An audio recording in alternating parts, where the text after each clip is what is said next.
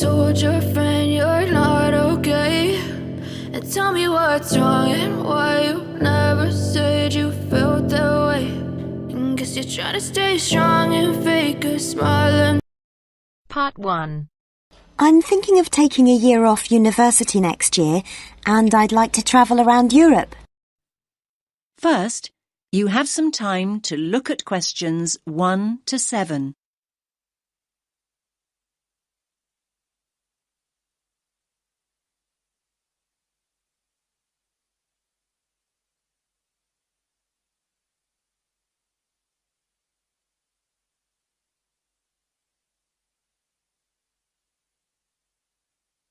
Listen carefully to the first part of the conversation and answer questions 1 to 7. Good morning. How can I help you? I'm thinking of taking a year off university next year, and I'd like to travel around Europe. OK then. Do you have any idea where you'd like to go? Well, I was thinking of starting in France and then working my way up to Eastern Europe, possibly going as far as Slovakia. Well, there are a number of ways you can do this, and we have various options available. It really depends on your budget and how you'd like to travel. That's just the thing, really. I've just finished my second year at university, so obviously I'd like to do it in as cheap a way as possible. That's fine. Could you give me a rough idea of the price range you're looking at? Realistically speaking, I'm hoping to pay between about £700 and £900. I could stretch to £1,100, but that's really my limit. How long are you thinking of going for? About 10 months. To be honest, you'd be better off travelling for about 7 months, if that's your budget. OK, that's not too bad. So, how would you suggest I travel? Well, because of the time limit, I don't think walking is a viable option. Of course, in this day and age, the most convenient way to get around is by flying, particularly if you've got quite a bit you want to see in a short space of time. Saying that, I still think the best way to get around Europe is by train. As a student, you can also get a student rail card, which means cheaper fares. That sounds brilliant. How do I go about getting a rail card?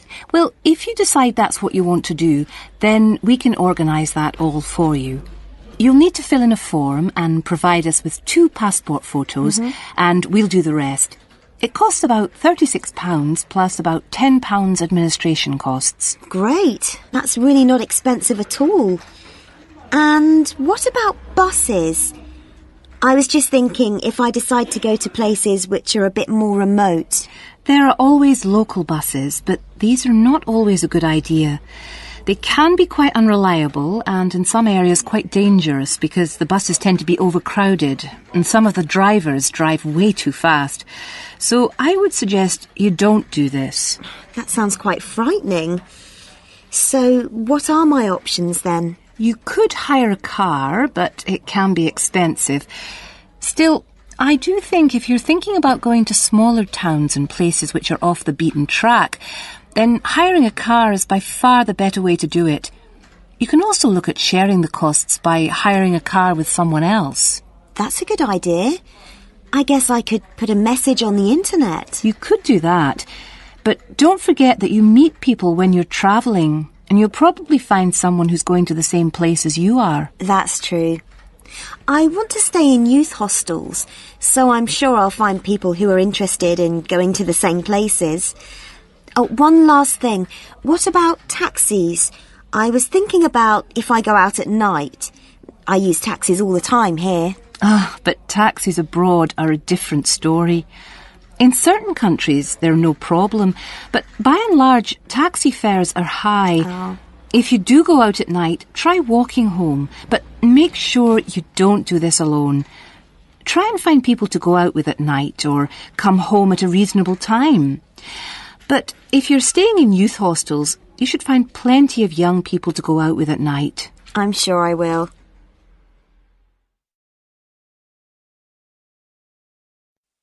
Now you have some time to look at questions 8 to 10.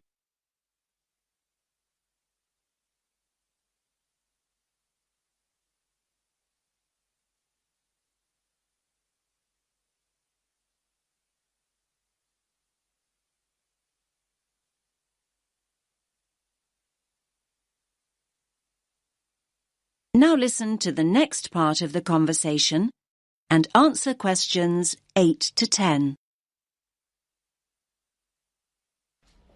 Now, have you thought about how you'd like to travel to France? Not really, no. There are basically 3 ways. You can go by ferry, which leaves every day and night, or there's the hovercraft, which is more pricey, but will get you there quicker, and, of course, you could fly. Well, I don't think flying is an option for me, as it'll be too expensive. So I suppose I'll choose one of the other 2. It's a pity, really, as I don't fancy the idea of travelling by sea. Last time I did that, I got terribly seasick. Well, you're in luck then, as at the moment there's a special deal on flights to France. Ah. In fact, a plane ticket is now half the price of a ferry ticket, which is usually the cheapest option. That's great. I'll do that then. I much prefer flying anyway. I'll need to get some details off you then. Firstly, how will you be paying? Cash, cheque or credit card? If you pay by cheque, you'll need a cheque guarantee card. I don't have my chequebook with me, so it'll have to be by credit card. Fine, that's no problem. If you could just sign over here, and then we'll have a look at flight times, and I can sort out a youth travel card for you. Fine. Oh, can I use your pen, please? No problem.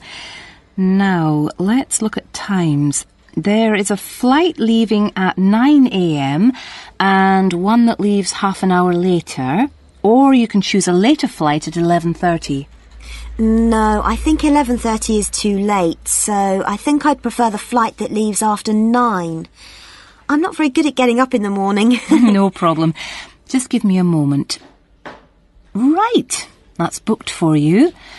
Please remember that if you want to change this, you must give 24 hours notice or you will lose your place.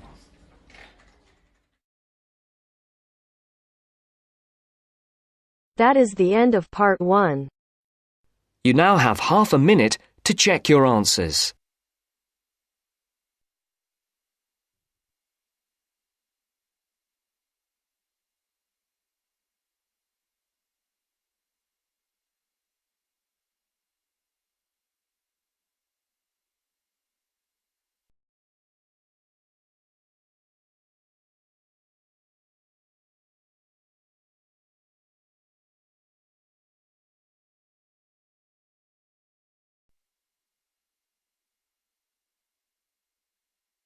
Now turns to part 2.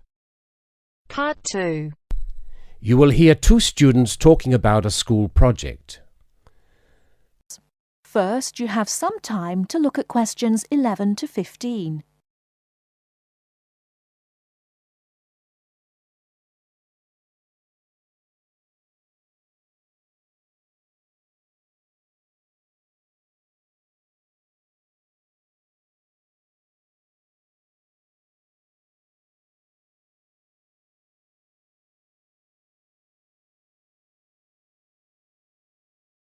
Now, listen carefully and answer questions 11 to 15. Hi, Lynn. How's your project coming along? Oh, not very well. I've got all the information, but I can't seem to organise it into a presentation. Well, you'd better hurry. You only have 1 more week. Yes, that's okay. It's just that... Well, why don't you try your presentation on me? Maybe I can help. Oh, really? Great! OK, well, I've chosen solar power for my subject, and I'm going to talk specifically about domestic water heating. You know, like the ones popular in America. I've got some facts here. Oh, that's good. But just start your presentation from the beginning. Oh, right. Well, here we go then. There are many reasons why we should be looking elsewhere for energy sources. As most people are aware, fossil fuels and other such non-renewable sources are by definition finite, so something needs to be in operation soon. Currently, there are a number of alternative energy sources available which can, with a little preparation, be used to provide for a significant part of our domestic energy requirements. In this presentation, I am focusing on solar power and its application as a domestic water heater. As a renewable energy source, solar power is in many ways ideal. The amount of the sun's energy which reaches the Earth every minute exceeds the energy that the global population consumes in a year. Although scientists argue that it is not finite, sunlight is certainly a long-lasting resource which is not depleted through use, and solar power converters use this energy without needing any complex moving parts. Once collected and stored, solar energy can be used for many purposes, but it is becoming increasingly popular as a domestic heating source. Generally, a building that is heated by solar power will have its water heated by solar power as well, and this has even worked in areas that are not exposed to long hours of direct sunlight, such as the United Kingdom, although not so well as in warmer climates. Why have you stopped? Well, that's all I've got so far. Oh, well. Start by talking about how effective it is. Oh, okay. Well, there are a number of factors that influence how efficient solar power can be. The first, obviously, is the amount of sunlight, and this is dependent on season, time of day, and climate. Although the UK has something of a bad reputation for sunshine, it is actually quite productive during some parts of the year. Given a sufficient size of solar panel and water storage tank, solar power can provide all of our water heating requirements in June and July, and even provide the majority until October. From October to the end of the year, this figure falls dramatically. December is the least productive, being able to supply less than 5% of the average household's hot water requirement. It is at this point that solar power needs to be supplemented with a more traditional form of heating. From January, solar power becomes more effective at a rate of about 20% per month, although this rise decelerates to around 18% by May.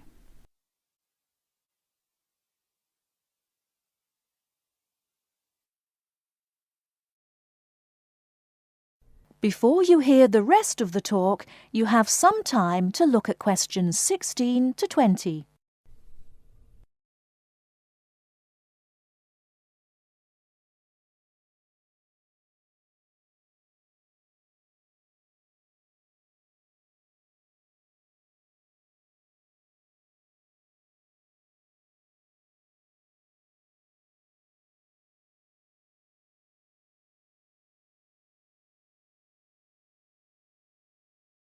Now listen and answer questions 16 to 20.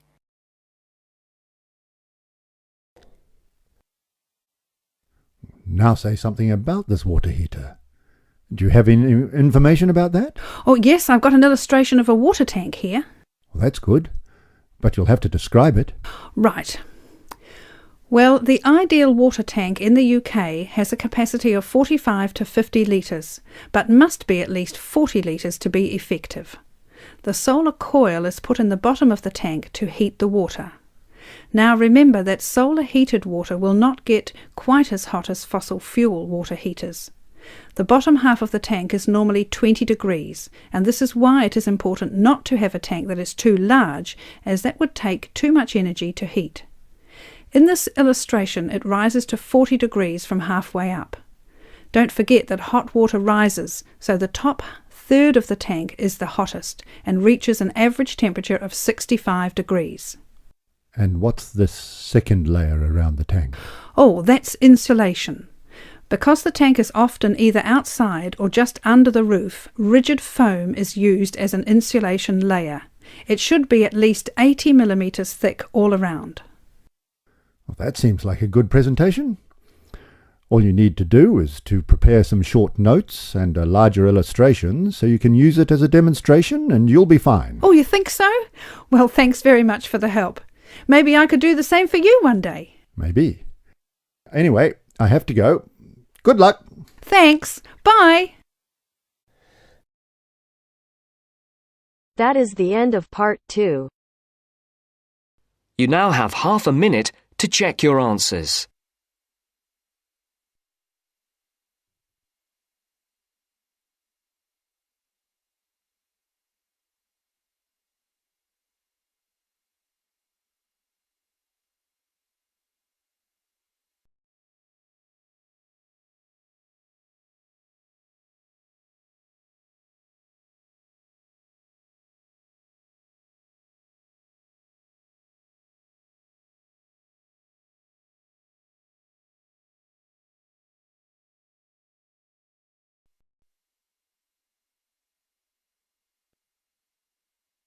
Now turns to Part 3.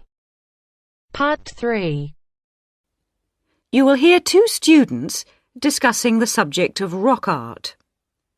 First, you have some time to look at questions 21 to 27.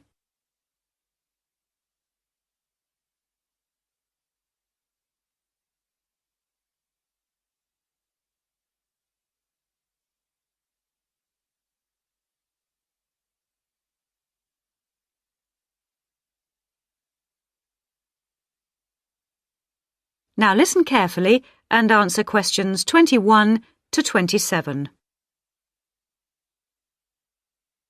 Hello, David. Oh, hi, Mia. Sorry I'm a bit late. Oh, no problem. Thanks for agreeing to help me with my assignment today. I really needed to go over it with someone. Sure.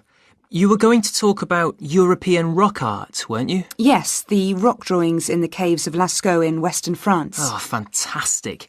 Over 13,000 years old, I believe. What sort of drawings are they? They're drawings of animals on the whole, but you can also find some human representations, as well as some signs. There are roughly 600 drawings at Lascaux. Really? Were they mostly pictures of bulls? Well, no, actually. The animal most depicted was the horse. Have a look at this graph. It shows the distribution of the different animals. You see, first the horse, and then, after that, a sort of prehistoric bull. Oh, OK. That's interesting, isn't it? And the third most commonly drawn creature was the stag. There were some other animals, but these are the main ones. What are the drawings like? I mean, what sort of style? Well, the bulls are depicted very figuratively. They're not very realistic. They're very big by comparison to the other drawings of people and signs. They appear to be almost three-dimensional in some cases, following the contours of the cave walls, but of course they're not. Amazing. Perhaps they felt these animals were the most impressive and needed to be represented like that. Yeah, maybe. The drawings of humans, by contrast, consist of just simple lines, like the stick figures my little sister draws. Perhaps humans were seen as less important. Perhaps. What about the signs? How did they draw them? There doesn't appear to be much evidence of signs, and those that have been found are usually made up of little points. Rather like Aboriginal art from Australia. Yes, something like that, but not as complex, of course. So, apart from the bulls and horses and stags, were there any other creatures depicted? In one or two chambers you do find pictures of fish, but they're quite rare. What sort of size is the cave? It must be quite large to have that many pictures. Well, it's actually a number of interlinking chambers, really. Here's a map showing where the different drawings can be found. Oh, good. Let's have a look at that. The first 20 metres inside the cave slope down very steeply to the first hall in the network. That's called the Great Hall of the Bulls. Here. OK. Then, off to the left, we have the Painted Gallery, which is about 30 metres long and is basically a continuation of this first hall. But further into the cave. Exactly. Then we find a second, lower gallery called the Lateral Passage. This opens off the aisle to the right of the Great Hall of the Bulls. It connects the next chamber with an area known as the Main Gallery. At the end of the Main Gallery is the Chamber of Felines. There are one or two other connecting chambers, but there's no evidence of man having been in these rooms. Before you hear the rest of the discussion, you have some time to look at questions 28 to 30.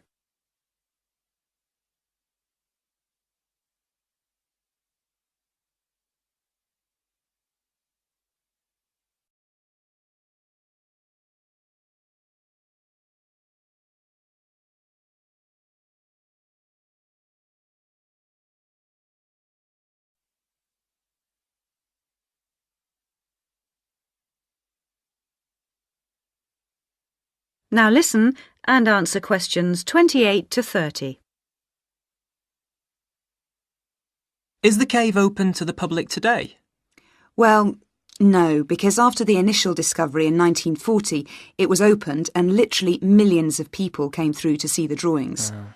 Then, in the 50s, the experts started to worry about the damage being done to the drawings, and the government finally closed the Lascaux cave in 1963. Is that so? It wasn't really the tourists that were doing the harm, but the fact that after thousands of years the cave was suddenly open to the atmosphere, and so bacteria and fungi started to destroy the pictures.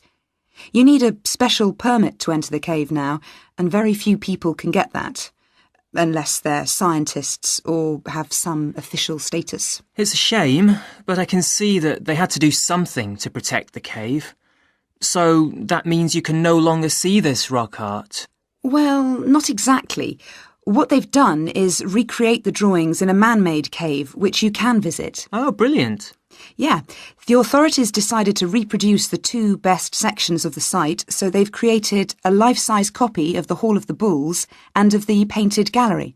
It's just a cement shell, which corresponds in shape to the interior of the original. So now you can visit the caves without actually harming any of the 15,000-year-old paintings. Mm-hmm.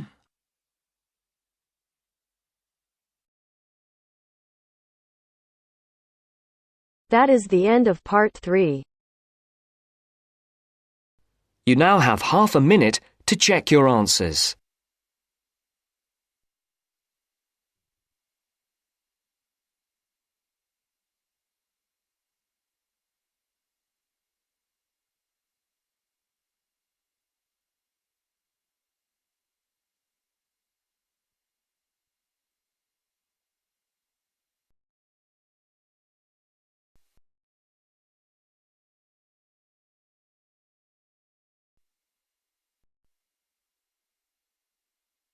Now turns to part 4.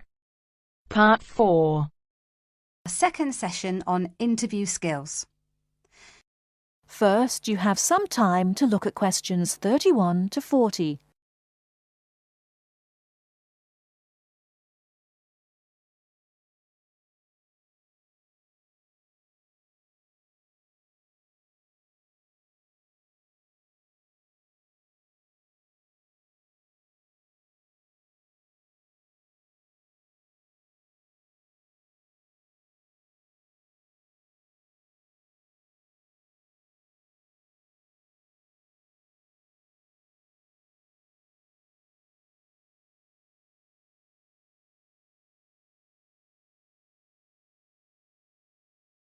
Now listen carefully and answer questions 31 to 40.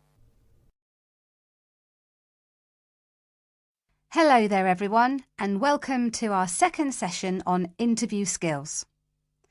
Now we have already looked at what to say in the interview and what to wear. So let's consider non-verbal behaviour, or as it is more often called, body language. Believe it or not, research has shown that this is what makes the strongest impression on people we meet. Frequent eye contact is one aspect of body language which goes down very well with interviewers and creates a good impression. Looking at people means that you're sure of yourself and confident.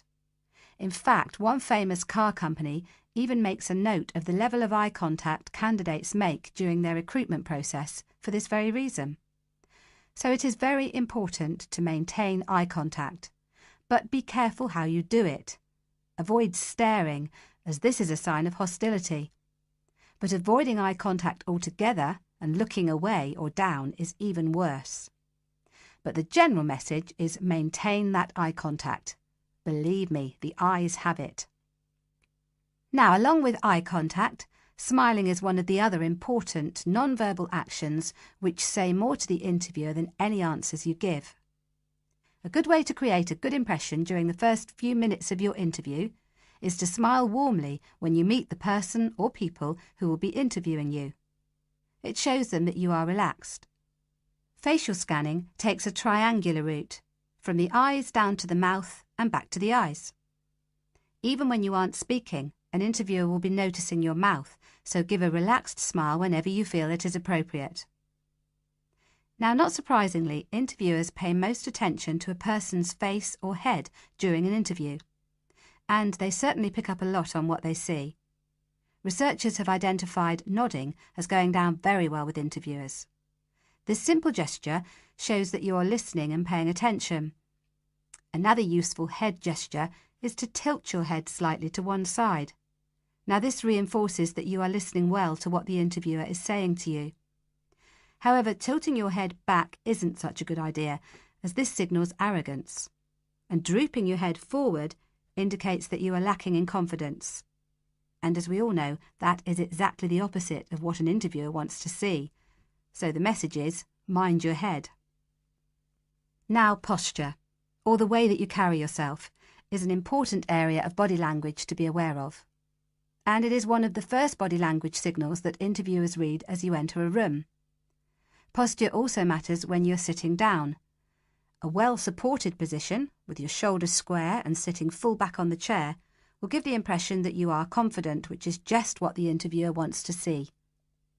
I once interviewed a candidate who perched right on the edge of her chair throughout. I kept feeling that she was about to run out of the room in terror. However, occasionally leaning forward slightly when the interviewer is speaking reinforces the message that you are keen and interested, as well as showing the interviewer that you're actually listening to what they are saying. But don't overdo it by leaning too far forward. That can be a bit distracting for the interviewer. Now, we all tend to use our hands to gesture, especially when we are explaining something or as we become involved in what we are saying. This is fine. It shows that we are keen and perhaps even excited about something. However, what can work against someone at an interview is when they fidget.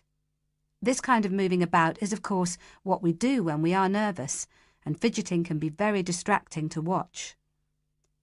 So if this is a problem for you when you get nervous, it is a good idea to practice sitting with your hands gently resting in your lap or on the arms of the chair. Try not to fold your arms though, as this tends to look uncomfortable or hostile. But whatever movements you make, be careful with your hands. They need to be kept well away from your mouth, head or face. In fact, experts say that when a hand flies up to or over a person's mouth, it implies that the person is worried or wound up about something.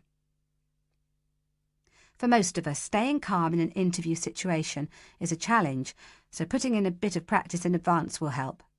So, to end with, here are a couple of suggestions on how to improve our body language. A good idea is to choose a role model, such as an actor or fictional character, or a public figure or someone you know. Then sit calmly and imagine that you are this person. Now, other countries have different body language signals. So remember that if you are being interviewed abroad, you may want to check if there are any special gestures to avoid. It's also a good idea to get used to reading body language signals. You can do this by simply watching how people interact in public places, such as on the streets or in restaurants. And finally, when people have struck up a rapport, it is reflected through the natural mirroring of each other's body language movements. So you can use this to your advantage by occasionally mirroring the interviewer's own movements. For example, if they lean over to one side, you can do the same a few seconds later. It helps to create a special effect known as similar to me. But don't do it too often or the interviewer will notice. Now, any questions before we move on to interview listening skills? That is the end of part 4. You now have half a minute to check your answers. I know you told your friend you're not okay, and tell me what's wrong and why you never said you felt that way. And guess you're trying to stay strong and fake a smile until I look away. But I've known you too long, it hurts to watch your blue eyes fade to gray. So this is the statement for today's essay. Some people think that sport is very important for society. Others, however, argue that it is nothing more than a leisure activity. Discuss both these views and give your opinion.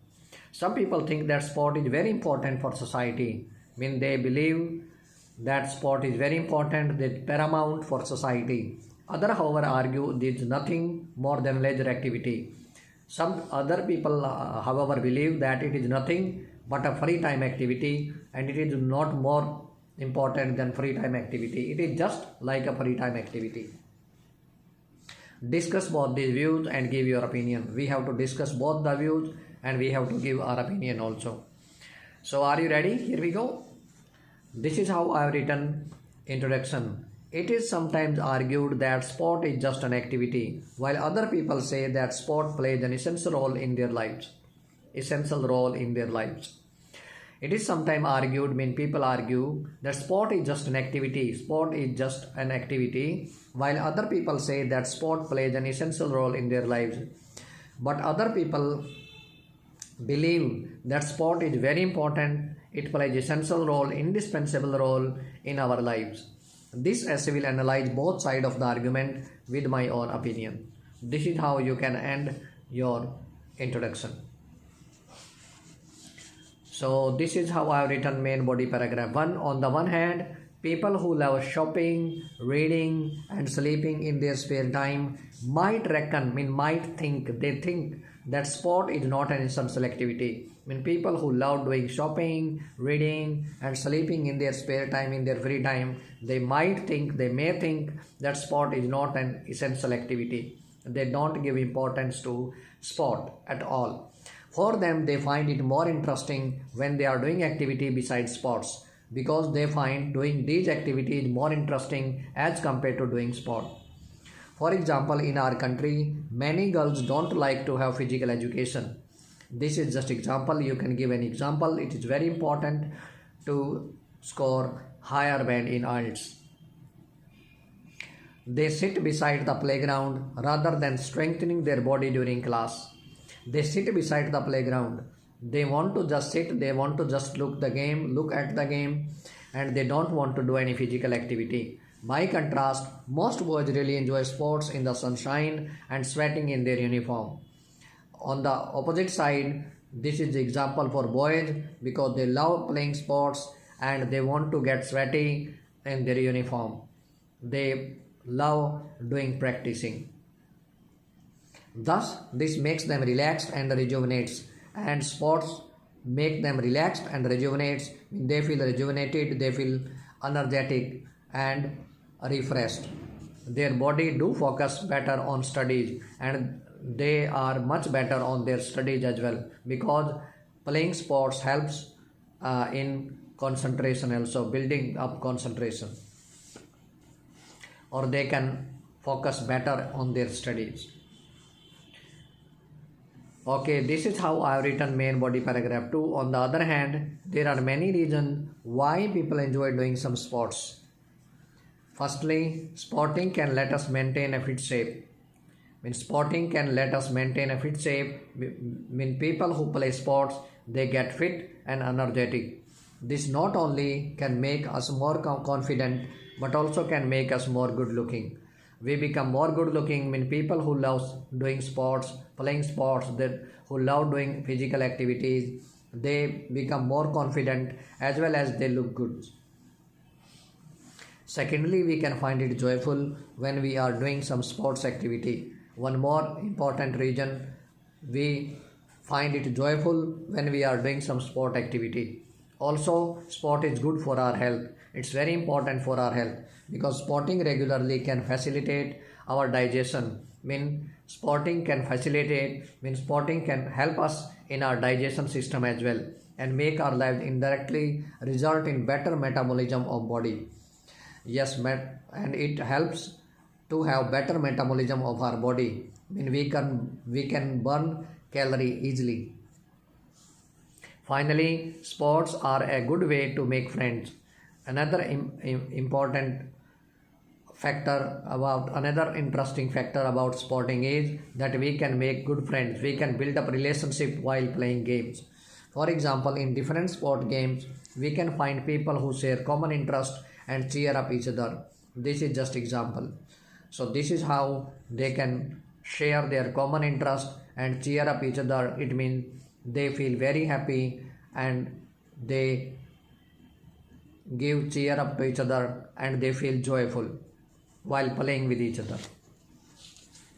This is how I have ended it. To recapitulate, although there are some interesting activities except sporting, yet sports play a vital role in person's life and health. Although there are some interesting activities, there is no doubt that there are some interesting activities like doing shopping, reading, sleeping in their free time, maybe gardening or other things.